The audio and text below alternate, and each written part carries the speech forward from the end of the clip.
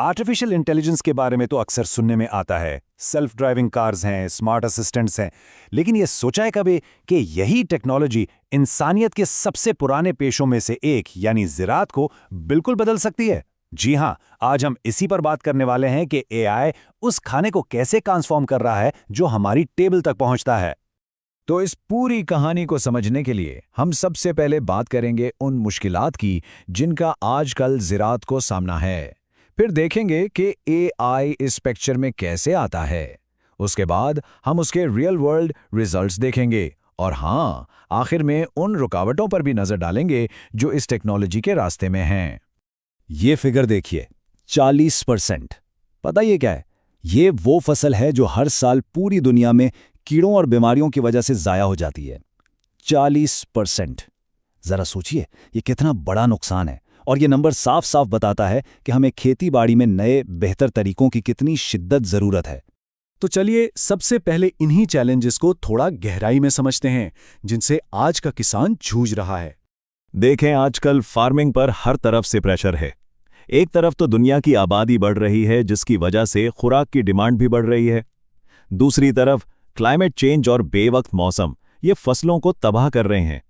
फिर खेत में मेहनत करने वालों की भी कमी है और इन सब के ऊपर जमीन और पानी जैसे कुदरती वसाइल भी तेजी से कम हो रहे हैं। मतलब एक मल्टी फ्रंट चैलेंज है ये। तो इन तमाम प्रेशर्स और चैलेंजेस के बीच एक नई उम्मीद सामने आ रही है और वो है आर्टिफिशियल इंटेलिजेंस, जो एक पावरफुल नए पार्टनर की तरह इस फील्ड में एंटर हो रहा है। लेकिन जब हम कहते हैं एआई इन एग्रीकल्चर, तो इसका असल मतलब क्या है? आसान लफ्जों में ये एक ऐसी टेक्नोलॉजी है जो डेटा से सीखती है, जैसे मिट्टी की इन्फॉर्मेशन, मौसम का हाल, फसलों की पिक्चर्स, और इस डेटा की बुनियाद पर किसानों को बेहतर और ज़्यादा प्रिसाइज फैसले लेने में मदद करती है। इतना प्रिसाइज कि फैसले पूरे खेत के लिए नहीं बल्कि एक एक पौधे के लिए किए जा सकते हैं। और ये फार्मिंग की पूरी फिलॉसफी में एक बुनियादी तब्दीली है।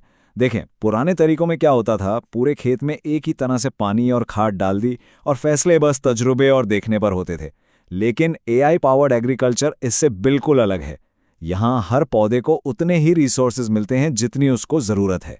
और सबसे इम्पॉर्टेंट, ये फैसले अंदाजे पर नहीं बल्कि रियल टाइम डेटा पर मबनी होते हैं। अच्छा, थ्योरी तो हो गई, अब आते हैं असल बात पर। ये एआई खेत में एक्चुअल में काम कैसे करता है और इसके रिजल्ट्स क्या हैं, आइए देखते हैं। एक बेहतरीन मिसाल है स्मार्ट इरिगेशन। इसका प्रोसेस कुछ यूं है। पहले स्टेप में खेत में लगे सेंसर्स मुसलसल मिट्टी की नमी और मौसम का डाटा जमा करते रहते हैं। फिर स्टेप 2 में एआई एल्गोरिदम्स इस लाइव डाटा को एनालाइज करके ये पता लगाते हैं कि पानी की बिल्कुल आईनी ज़रूरत कितनी है, और आखिर में सिस्टम खुद ब खुद ऑटोमेटिकली आबपाशी शुरू कर देता है। सिर्फ उतना ही पानी देता है और बिल्कुल उसी जगह जहां उसकी ज़रूरत होती है। No wastage. और इसका नतीजा सोच के देखिए, एआई पर बेस्ड इन इरिगेशन सिस्टम से पानी का इस्तेमाल 30% तक कम हो सकता है। ये पानी जैसे कीमती रिसोर्स को बचाने के लिए एक गेम चेंजर है। सिर्फ पानी ही नहीं, एआई एक तरह से खेत की निगरानी करने वाली डिजिटल आंख का काम भी करता है। ड्रोन्स और खेत में लगे हाई रेजोल्यूशन कैमरा से तस्वीरें लेकर एआई बीमारियों और कीड़ों को फैलने से पहले ही पहचान सकता है। ये अर्ली वार्निंग सिस्टम पहले मुमकिन ही नहीं था। और इसके असरात कितने ज़बरदस्त हैं, ये चार्ट साफ दिखा रहा है। एआई की मदद से पेस्टिसाइड यानी कीड़े मार अद्वियात का इस्तेमाल 20% तक कम हो जाता है, और दूसरी तरफ फसलों की पैदावार में 25% का इजाफा होता है। तो मतलब साफ है, कम खर्चा, ज्यादा पैदावार।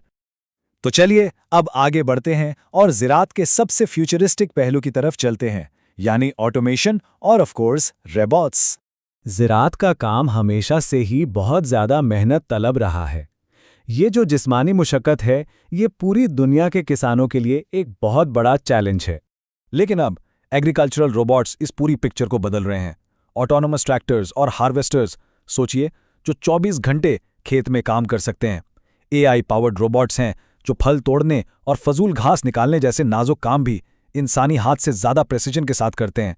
इससे ना सिर्फ एफिशिएंसी बढ़ती है बल्कि मैनुअल लेबर के खर्चे भी कम होते हैं। लेकिन ठहरिए, ये सब सुनने में जितना अच्छा लगता है, इसका मतलब ये नहीं कि इसमें कोई मुश्किलात नहीं है। एक बैलेंस व्यू के लिए ये समझना बहुत ज़रूरी है कि इस टेक्नोलॉजी को अपनाने की राह में असल रुकावटें क्या हैं। सबसे बड़ी रुकावट है शुरू की लागत, हाई इनिशियल इन्वेस्टमेंट। ये सेंसर्स, सॉफ्टवेयर और नई मशीनरी बहुत महंगी हैं। फिर बहुत से किसान नई नावाकिफ टेक्नोलॉजी को अपनाने से हिचकिचाते हैं। देही इलाकों में रिलायबल इंटरनेट ना होना एक और बहुत बड़ा मसला है। और हाँ, आखिर में फार्म डेटा की प्राइवेसी और सिक्योरिटी के बारे में भी बहुत संजीदा कंसर्न्स हैं।